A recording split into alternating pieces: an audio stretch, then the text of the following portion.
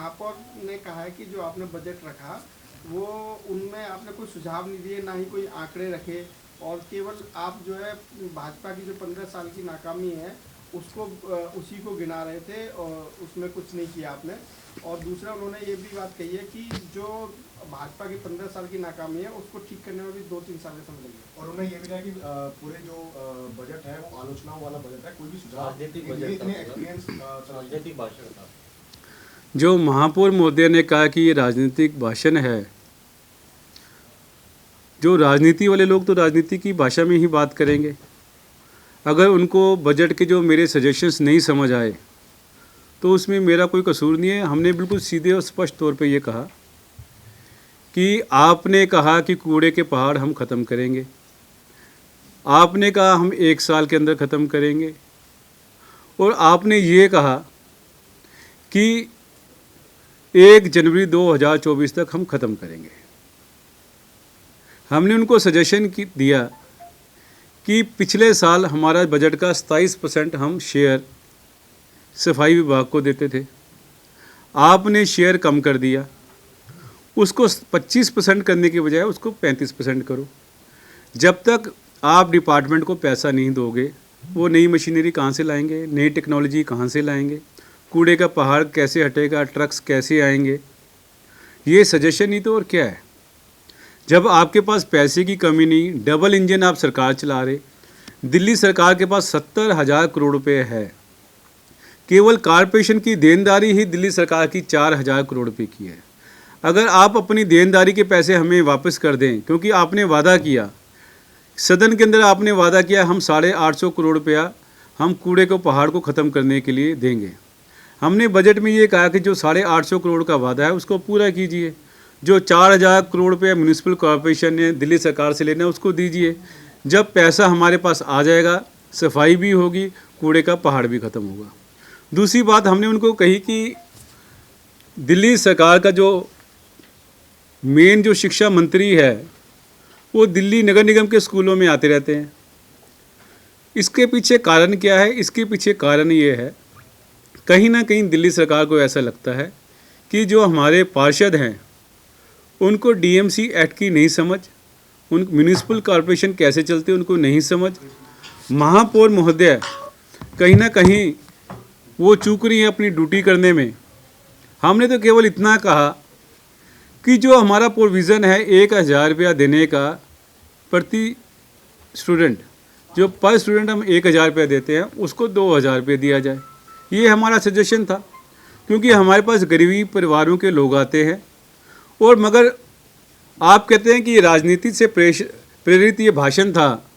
मैं उनसे पूछना चाहता हूँ कि आपने 1,000 जो पर बच्चे को आपने जो देना था अभी तक क्यों नहीं दिया? इतनी ठंड के अंदर दिल्ली नगर निगम के बच्चे बिना स्वेटर के आ रहे, बिना यूनिफॉर्म के आ रहे, क्योंकि आपने यूनिफॉर्म के पैसे नहीं दिए।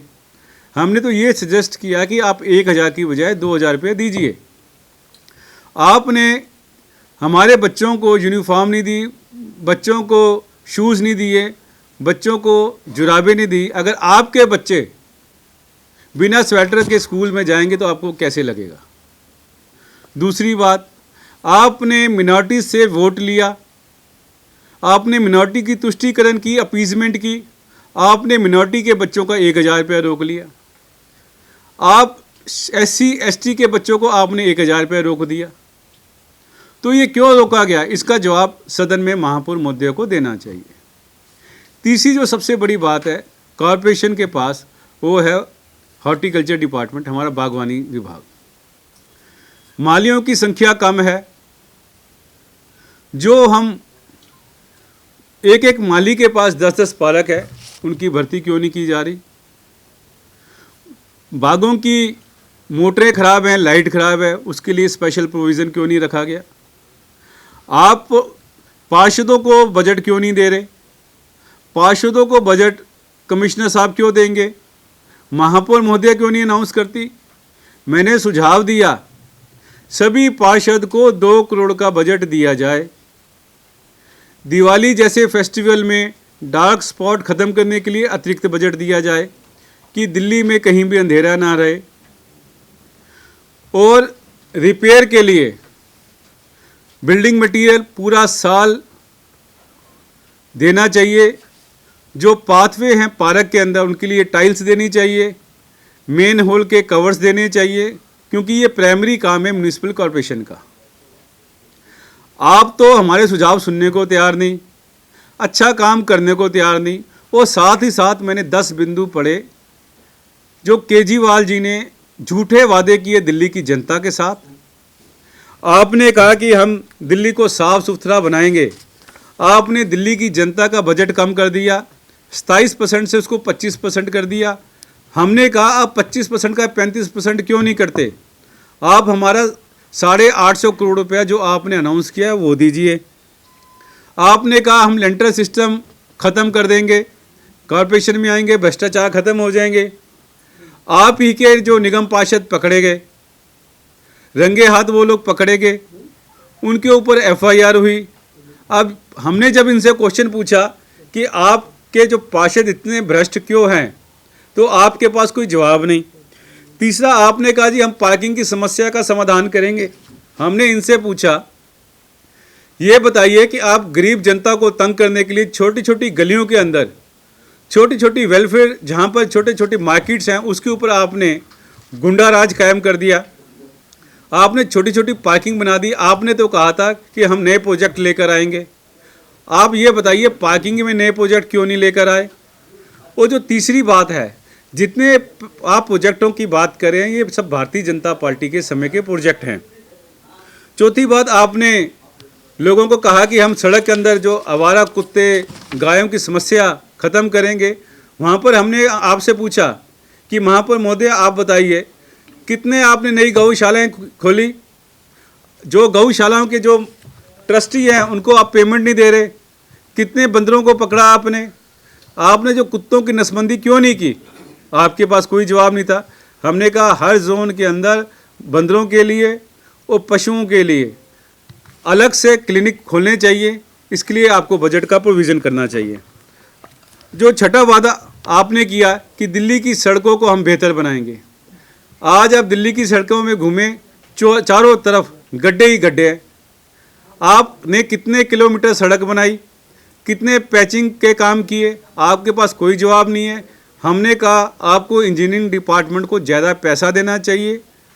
और ये सजेशंस नहीं और क्या है, आपके हॉस्पिटल्स की डिस्पेंसरी की हालत ख़राब है। दिल्ली सरकार के अंदर आप नकली दवाई दे रहे हैं, और जो म्यूनिसिपल कॉरपोरेशन के आप डिस्पेंसरीज हैं इसको आप प्राइवेटाइज कर रहे हैं। आप ठेकेदारी प्रथा को बढ़ा रहे हैं, और जो गवर्नमेंट ऑर्गेनाइजेशन है इसको आप ख़त्म करने में लगे हुए हैं। आपने कहा हम पार्कों को संवारेंगे, साथ ही आपने वादा किया कर्मचारियों के साथ हम सभी कर्मचारियों को पक्का करेंगे, कॉन्ट्रैक्ट के सभी लोगों को पक्का करेंगे। हमने महापौर महोदय को ये बताने की कोशिश की कि आपने कितना बड़ा झूठ बोला जनता के साथ और अपने एम्प्लॉइज़ के साथ।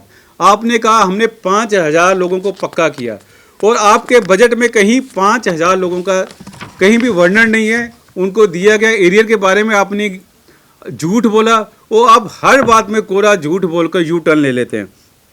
आपने कहा कि हम जो लाइसेंस की जो प्रोसेस है उसको सिंप्लीफाई करेंगे। उसी का जवाब मेरे भाषण के बाद उनके विधायक ने दिया। उन्होंने अपना रोना रोया कैसे निगम पार्षद और सभी दिल्ली के विधायक, जब निगम पार्षद और विधायकों का मतलब दिल्ली की सारी जनता दुखी है। आम आदमी पार्टी से सारी दिल्ली की जनता दुखी है। इंस्पेक्टर राज इतना बढ़ गया। हमने कहा इस जो करप्शन को अंकुश लगाना चाहिए। अधिकारियों की जो बात जो ज़्यादा सुनी जा रही है, पब्लिक रिप्रेजेंटेटिव की नहीं सुनी जा रही, उसको अंकुश लगाना चाहिए। हमने रेडी पटरियों की बात की, हमने मिनॉरिटीज़ की बात की, हमने छोटे बच्चों के ऊपर कहा। हमने कहा कि आप कह रहे हैं कि निगम का काम बढ़ रहा है। जब निगम का काम बढ़ रहा है तो आप तो जो हमारे जेईओ की संख्या कम कर रहे हैं। जो आप बजट के अंदर ये लेकर आए कि 200 जो हमारे जो जेई हैं उनकी संख्या आपने कम कर दी। उनको कम से कम करने की बजाय उतना रिटेन रखना चाहिए, क्योंकि जेई अफसर हैं, जो एई हैं, हमारे चीफ इंजीनियर हैं, इनका नंबर नहीं कम होना चाहिए। और आपको जो सोर्सेज के लिए हाउस टैक्स के अंदर एमनेस्टी स्कीम लानी चाहिए। आम आदमी पार्टी ने ये वादा किया कि हम हाउस टैक्स ख़त्म कर देंगे पूरी दिल्ली का। ये भी खोखला सिद्ध हुआ। हाउस टैक्स तो ख़त्म नहीं हुआ, मगर जो एमनेस्टी स्कीम है उसके बाद उसके एमनेस्टी स्कीम को ही आपने एक एक्सटॉर्शन का, लूटने का रास्ता बना लिया। तो ये बताइए, हमने कहा एमनेस्टी स्कीम को वापस लाइए, आपकी मुद्रा भी आएगी, जनता भी खुश होगी, व्यापारियों के जो लाइसेंसिंग है उसको सिंप्लीफाई कीजिए। तो ये बातें हमने बजट में रखी और मेयर साहिबा ने सुनी।